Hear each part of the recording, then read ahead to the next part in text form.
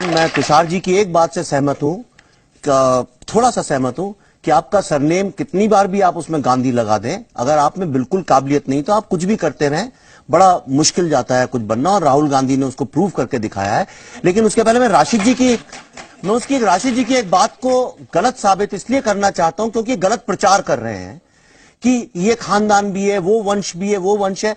जब इंदिरा गांधी प्रधानमंत्री बनी थी, गर्व जिसको आप कहते हैं इस देश का, उन्हीं ने डेमोक्रेसी की हत्या भी की थी।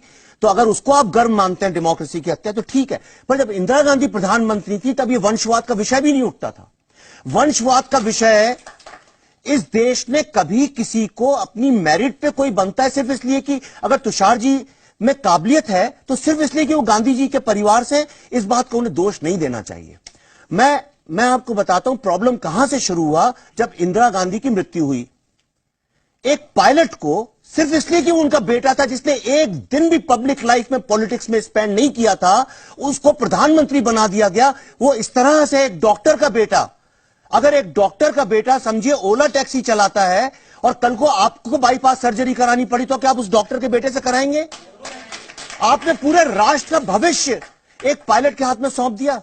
जब राहुल गांधी नहीं रहे, राजीव गांधी नहीं रहे, तो आपने सोनिया गांधी, जो इस देश की सिटीजन नहीं, इस देश से कोई वास्ता नहीं, देश की जनता को जानती नहीं, आधा घंटा जीवन का पब्लिक लाइफ में बिताया नहीं, पॉलिटिकल साइंस का पी और एस नहीं जानती, उनको मार मार के एक जिसको साइकोफेंसी कहते हैं, सिर्फ इसलिए क्योंकि तब तक इतने ज्यादा इनकॉम्पिटेंट लोग कांग्रेस में भर चुके थे, उनके सर्वाइवल के लिए एक और इनकॉम्पिटेंट आदमी को वहां बैठाना जरूरी था।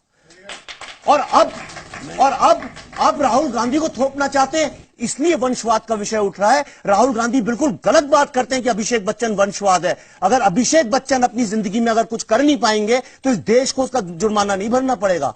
पर राहुल गांधी से एक गलती हो गई जो सोनिया गांधी से हुई, जिन्होंने इस देश में करप्शन को बढ़ाया, because we had a mute prime minister. तो आप ये सोचिए कि वंशवाद का जो इतना बड़ा नुकसान इस देश को आज हमें प्राइस पे करना पड़ रहा है कि हम लोग 2017 में खड़े होकर वंशवाद पर डिस्कशन कर रहे हैं, यही इस देश का सबसे बड़ा दुर्भाग्य है।